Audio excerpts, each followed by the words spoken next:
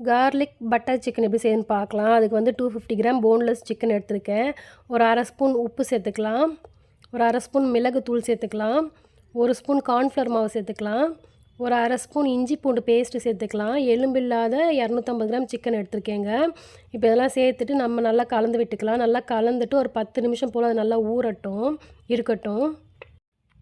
இப்போ 10 நிமிஷம் ஊறிடுச்சுங்க. இப்போ நம்ம வந்து ஃப்ரை பண்ணிக்கலாம். ஒரு பேன் வச்சுருக்கேன். அதில் வந்து தேவையான அளவுக்கு எண்ணெய் சேர்த்துக்கலாம். ரொம்ப டீப் ஃப்ரை பண்ண வேண்டாம். ஷாலோ ஃப்ரை தான் பண்ண போகிறோம். இப்போ நம்ம சிக்கன் எல்லாம் சேர்த்துட்டு நல்லா சாஃப்ட்டாக வேகிற அளவுக்கு ஃப்ரை பண்ணி எடுத்துக்கலாம். ரொம்ப கிறிஸ்பியாக ஃப்ரை பண்ணிட வேண்டாம். ஓரளவுக்கு சிக்கன் நல்லா வெந்து வந்தால் போதும். நல்லா 2 பக்கமும் திருப்பி விட்டு நல்லா சாஃப்ட்டாக வேக வச்சுக்கலாம். ரொம்ப ரொம்ப டேஸ்ட்டாக இருக்குங்க. ரொம்ப ஈஸி. குழந்தைங்கலாம் நல்லா விரும்பி சாப்பிடுவாங்க. நல்லா 2 பக்கமும் திருப்பி விட்டு நல்லா வேக வச்சுக்கலாம். இங்கே பாருங்க சிக்கன் நல்லா சாஃப்ட்டாக வெந்திருக்கணும். இப்போ வெந்துருச்சு. நம்ம எடுத்துடலாம்.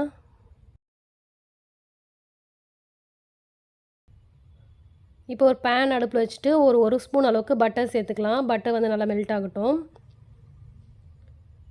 இப்போ வந்து ஒரு 15 பல் பூண்டை வந்து நல்லா பொடியாக கட் பண்ணி சேர்த்துருக்கேங்க. நல்லா பொன்னிறமாக வதக்கணும். அப்போ தான் பூண்டோட ஃப்ளேவர் நல்லா இறங்கும்.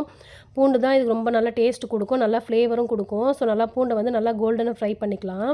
இப்போ 1 ஸ்பூன் அளவுக்கு சோயா சாஸ் சேர்த்துக்கலாம். 1 ஸ்பூன் கார்ன்ஃப்ளவர் வந்து நான் கரைச்சி வச்சுருக்கேங்க தண்ணியில். அதுவும் சேர்த்துட்டு நல்லா கலந்து விட்டுக்கலாம். இப்போ பாருங்கள் நல்லா கலந்து விட்டாச்சு. இப்போ நம்ம வந்து பொரிச்ச சிக்கனை வந்து இதில் சேர்த்துக்கலாம். ரொம்ப ரொம்ப ஈஸிங்க. ரொம்ப டேஸ்ட்டு சூப்பராக இருக்கும். ரொம்ப ரொம்ப சாஃப்ட்டாக இருக்கும் சிக்கன் எல்லாம். கண்டிப்பாக ட்ரை பண்ணி பாருங்கள். ரொம்ப ஈஸியாகவும் செஞ்சிடலாம். இப்போ நல்லா கலந்து விட்டு அந்த கார்ன்ஃப்ளவரோடு நல்லா சேர்ந்து கலந்து விட்டுலாங்க. இப்போ ஒரு 1/2 ஸ்பூன் அளவுக்கு மிளகுத்தூள் சேர்த்துக்கலாம். ஒரு 1/2 ஸ்பூன் அளவுக்கு சில்லி ஃப்ளேக்ஸ் சேர்த்துக்கலாம். உங்களுக்கு காரத்துக்கு தகுந்த மாதிரி சேர்த்துக்கோங்க. காரம் வேணும்னா சேர்த்துக்கோங்க. இல்லைனா மிளகுத்தூள் காரம், பூண்டோட காரமே வந்து நமக்கு கரெக்டாக இருக்கும். இப்போ கொஞ்சம் கொத்தமல்லி தழையை சேர்த்துடலாம். அவ்வளோதான். தேங்க்ஸ் ஃபார் வாட்சிங்.